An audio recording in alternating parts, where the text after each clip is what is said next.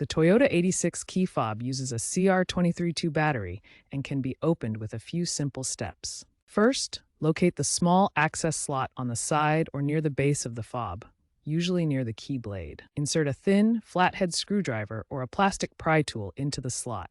Gently twist the tool to separate the two halves of the case.